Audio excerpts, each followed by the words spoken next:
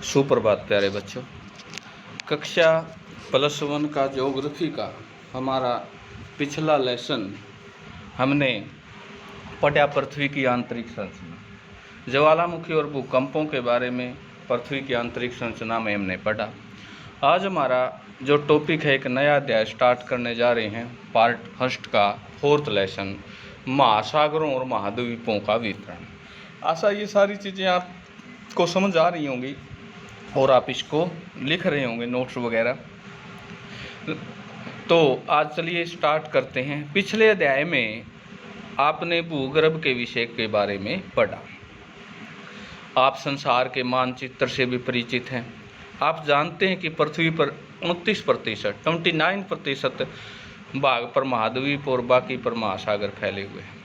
महाद्वीपों और महासागरों की अवस्थिति जैसा कि आज मानचित्र पर दिखाई देती है, हमेशा से ऐसी नहीं है।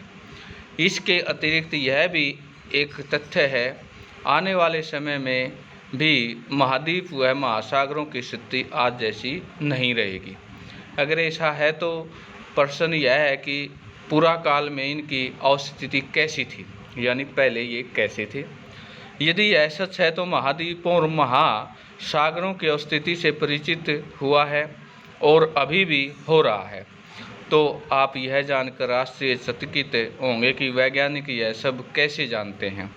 उन्होंने इन महाद्वीपों एवं महासागरों की पहले की स्थिति का निर्धारण कैसे किया होगा। इन्हीं प्रश्नों के उत्तर से संबंधित प्रश्न भी इस अध्याय के विषय हैं। आज हम इन बातों में पढ़ेंगे कि प्राचीन काल में आज जहाँ महासागर है वहाँ क्या था, आज महाद्वीप है वहाँ क्या था।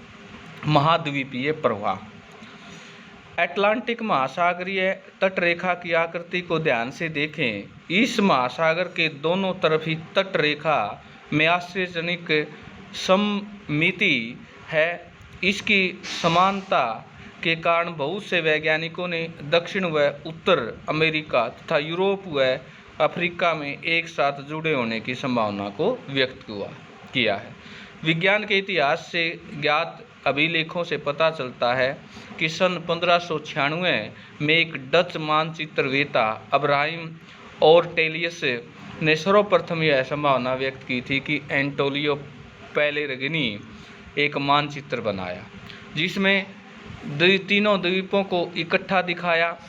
जर्मन मोस्शविद अल्फ्रेड वेगनर ने महाद्वीपीय विस्थापन सिद्धांत सन 1912 में प्रस्तावित किया। यह सिद्धांत महाद्वीप एवं महासागरों से वितरित से ही संबंधित था।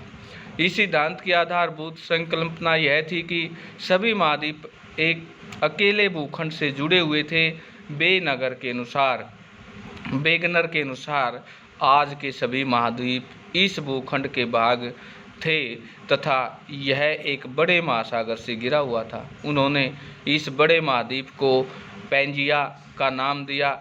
पैजिया का अर्थ है संपूर्ण पृथ्वी, यानी अलग भाषा में इसका नाम पृथ्वी। विशाल महासागर पैंथालासा कहा था, जिसका अर्थ है जल ही जल। वैगनर के तर्क के अनुसार लगभग 20 करोड़ वर्ष पहले इस बड़े महाद्वीप पैजिया का विभाजन आरंभ हुआ। पैजिया पहले 2 बड़े महाद्वीप पिंडो लॉरेशिया गोंडवाना लैंड में क्रमशः उत्तरी और दक्षिणी भूखंडों के रूप में विभक्त हुआ।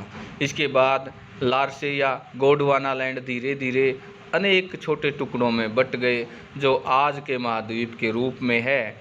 महाद्वीप विस्थापन के पक्ष में अनेक प्रमाण भी प्रस्तुत किए। इनमें से कुछ इस प्रकार हैं। महाद्वीपीय विस्थापन के पक्ष में प्रमाण क्या हैं, उनके बारे में हम पढ़ें। महाद्वीपों की साम्य।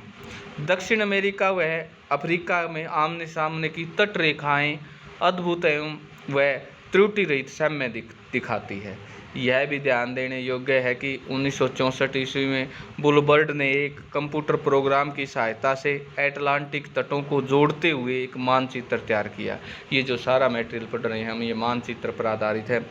तटों का यह साम्य बिल्कुल सही सिद्ध हुआ।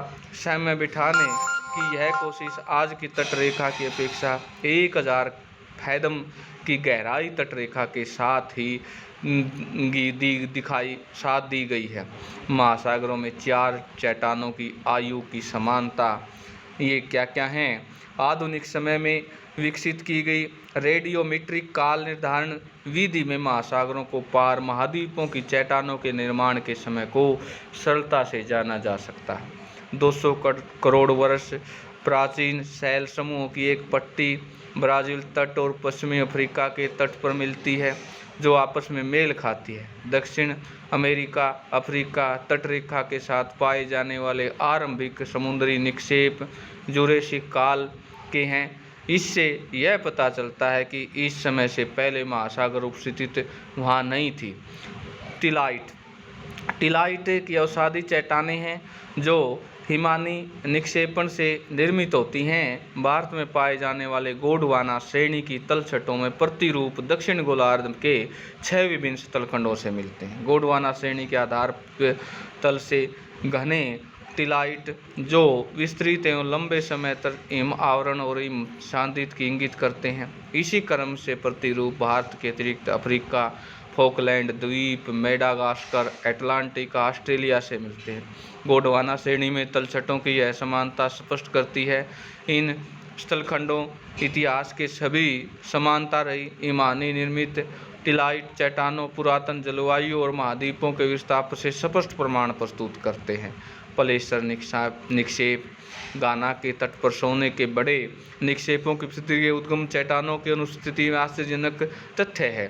सोनायुक्त सिराएं ब्राज़ील में पाई जाती हैं और यह स्पष्ट गाना के मिलने वाले सोने के निक्षेप ब्राज़ील पठार के एक समय से निकले होने जब ये दोनों महाद्वीप एक दूसरे से जुड़े थे। जीवाश्मों का वितरण यदि समुद्री अवरोधक दोनों विपरीत किनारों पर जल और स्थल में पाए जाते हैं, पौधों और जंतुओं का समान प्रजातियां पाई जाती हैं। ये इस प्रकार के चीज़ें महाद्वीपों में पाई जाती हैं, उनके वितरण व्याख्या समस्याएं उत्पन्न होती हैं। इस प्रेक्षण में लेमूर भारत, मेडागास्कर अफ्रीका में मिलते हैं। कुछ वैज्ञानिकों ने इन तीनों स्थलखंडों को जोड़कर एक सतत स्थलखंड लेमुरिया की स्थिति को स्वीकारा।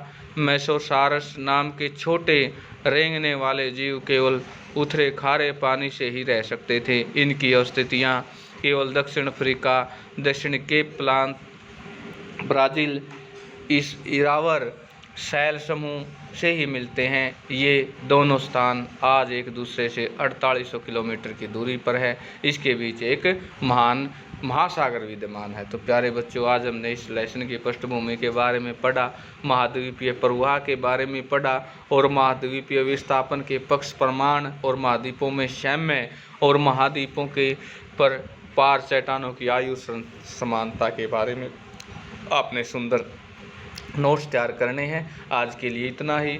नेक्स्ट टाइम हम नए टॉपिक प्रवाह संबंधी बल पर अध्ययन करेंगे। आशा है ये सारी चीज़ें आपको समझ में आ रही होंगी और आप इनको लिख रहे होंगे। धन्यवाद।